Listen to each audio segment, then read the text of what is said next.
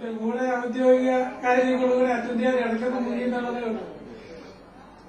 ശരിക്കും ഞാൻ ഈ പരിപാടി ഉള്ളതാണ് ഇന്നലെയാണ്. ഇല്ലായിരുന്നെങ്കിൽ നേരത്തെ അറേഞ്ച് ചെയ്ത് ലീവൊക്കെ എടുത്തിട്ട് രാവിലെ മുതൽ ഫ്രീ ആയിട്ട് വന്ന് കൂടായിരുന്നു. പ്രത്യേകിച്ച് ശനിയാഴ്ച ദിവസമാണ് ഞങ്ങൾക്ക് ബാങ്കുകാർക്ക് ഒരു കംപ്രസ്ഡ് പരിപാടിയാണ്. ഉച്ചകൊണ്ട് തീരുന്ന ഒരു കംപ്രസ്ഡ് ആയിട്ടുള്ള ഒരു പ്രോഗ്രാം ആയതുകൊണ്ട് തിരക്ക് കൂടും. പൊതുജനങ്ങളും സാധാരണ പല കാര്യങ്ങളും ശനിയാഴ്ചത്തേക്ക് വെക്കും. 12:30 ബാങ്ക് ഏതാണ്ട് ക്ലോസ് ചെയ്യുമ്പോഴത്തേക്ക് ആ ലാസ്റ്റ് മിനിറ്റിലായിരിക്കും കുറെ പേര് പല കാര്യങ്ങൾ അയച്ച് വരിക. ഇതെങ്ങനെയെങ്കിലും ഒന്ന് ശരിയാക്കി തരണമെന്ന് പറഞ്ഞിട്ട് വരിക. അപ്പൊ നമുക്ക് വീട്ടിൽ പോകാനുള്ള തിരക്ക്, ഈ അടച്ചുപൂട്ടി കാര്യങ്ങളൊക്കെ തീർത്ത് പോകാനുള്ള സ്റ്റാഫ് ഉണ്ടാവില്ല. അതുകൊണ്ട് ഞാനും അതുപോലെ ഇന്ന് ഈ പരിപാടിയുടെ കൂടെ അതിന്റെ കൂടെ ഒരു സെന്റ് ഓഫ് ഉണ്ടായിരുന്നു. അതുകൊണ്ടാണ് ഊണ് കഴിക്കാൻ. കല്യാണം കഴിഞ്ഞിട്ട് അയാളിപ്പോ രണ്ടാമത് പഠിക്കാൻ തുടങ്ങിയിരിക്കുക. 2 കൊല്ലം ഇൻഫോസിസിൽ വർക്ക് ചെയ്ത് അവൻ രണ്ടാമത് പോസ്റ്റ് ഗ്രാജുവേഷൻ പഠിക്കാൻ തുടങ്ങിയിരിക്കുക. അപ്പൊ ഇനി അവന്റെ പഠിത്തം കഴിയണം. ചെറിയവൻ എഞ്ചിനീയറിംഗിന് ജോയിൻ ചെയ്ത് കൊല്ലത്ത്. ഇനി നമുക്ക് അടുത്ത മീറ്റിംഗിൽ നമുക്ക് എല്ലാ വർഷവും കാണാമെന്ന് പ്രതീക്ഷിക്കുന്നില്ല ഇതുപോലെ. രാവിലെ ജനശതാബ്ദിക്ക് ഇങ്ങനെ വന്നോണ്ട് 6 പേരായിട്ട് വരുമ്പോ എന്റെ അടുത്ത് CTCR ഒരു സയന്റിസ്റ്റ് ഇരിപ്പുണ്ടായിരുന്നു. അതെന്റെ ഫ്രണ്ട് കൂടിയാണ്. ഞങ്ങള് ഒരുമിച്ച് ഒരു ട്രെയിനിങ്ങിൽ ബാംഗ്ലൂർ പോയിട്ടുണ്ട്. അണ്ണാര കണ്ണാവ പൂവാല ചങ്ങാത്തം കൂടാൻ വാ, മൂവാണ്ടൻ മാവേ വാ ഒരു കണ്ണോലത്തേൻ കനി താത്ത, നങ്ങേലി പശുവിന്റെ പാല് വെള്ളപ്പിഞ്ഞാണത്തിൽ നിനക്കേക്കാം ഒരുക്കാൻ ഞാൻ ചങ്ങാതി Ponnonam. Okay, thank you Philip. നമുക്കിന്ന് ഇതാണ് ഒരു വളരെ ഫ്രീ ആയിട്ടുള്ള ഒരു ഈവനിംഗ് ആഫ്റ്റർനൂൺ ആണ്. നല്ല ലഞ്ച് കഴിഞ്ഞു. നാളെ മോർണിംഗ് നല്ലപോലെ, നാളെ എല്ലാം ഇന്നത്തെ മോർണിംഗ് വളരെ നന്നായിരുന്നു.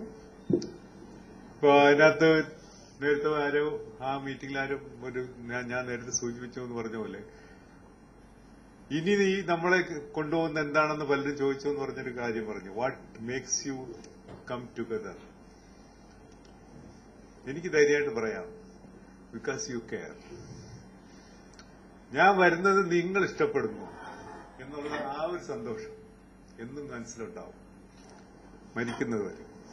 അതുപോലെ നിങ്ങളും എന്റെ മനസ്സിലുണ്ടാവുന്നുള്ളത് ആ ഒരാണ് നമ്മളുടെ ഈ കൂട്ടായ്മ. നമ്മളത് എപ്പോഴും പറയാറുണ്ട്. ഞാൻ ഇങ്ങനെ നിങ്ങളുടെ ഇന്ന് വിട്ടുപോയി 2 വർഷം കൂടെ ഉണ്ടായിട്ട് wherever I go I inculcate this feeling. അത് കാരണം ഞാനിപ്പോ ജോലി ചെയ്യുന്ന ആ സെക്ടർ മെഡിക്കൽ ഫീൽഡ് നല്ല സ്ട്രോങ്. ആ ഒരു batch 25th batch of medical college വരണം വളരെ സ്ട്രോങ് ആണ്. അവരുടെ ഫീലിങ്സ് വളരെ ഭംഗിയായിട്ട് ഞങ്ങൾ ഇതേപോലെ മീറ്റിംഗ് കൂടും. കുറച്ചുനാൾ ഞാൻ ഗൾഫിൽ പോയി ജോലി ചെയ്യാൻ. അവിടെ ഞാൻ പോയപ്പോൾ തിരുവനന്തപുരത്തുകാർക്ക് മാത്രം ഒരു സംഘടനയില്ല അവിടെ. ബാക്കി എന്താണ് കൊച്ചു ചെറിയ ഗ്രാമങ്ങളുടെ പോലെ അവിടെ സംഘടനയുണ്ട്. മലപ്പുറംകാരുടെ മലപ്പുറത്തിലെ ഒരു ചെറിയ വില്ലേജ് അല്ലെങ്കിൽ ഒരു കൊണ്ടോട്ടി, അവരുടെ എല്ലാവരും കൂട്ടായ്മ തന്നിട്ട് അവരെല്ലാം ചെയ്യുന്ന എല്ലാം ഒരു സമൂഹത്തിന് വേണ്ടി, അവരുടെ കൂട്ടത്തിലുള്ള ആളുകൾക്ക് വേണ്ടി എന്തെങ്കിലും കൊച്ചു കാര്യങ്ങൾ, മനുഷ്യകാരുണ്യമായ പ്രശ്നങ്ങൾ അങ്ങനെ ചെയ്യാൻ സാധിച്ചത്.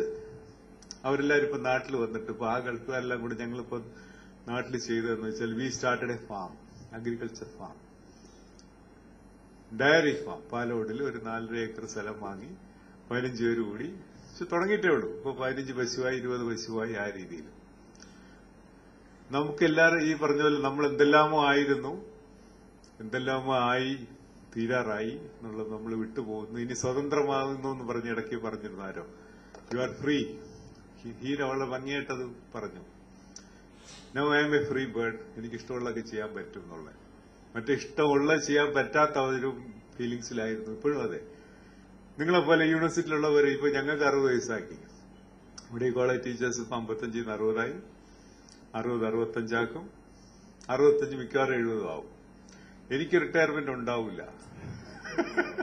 മിക്കവാറും സർവീസ് ചെയ്യുമ്പോൾ മരിക്കാനേ ഒക്കുള്ളൂ.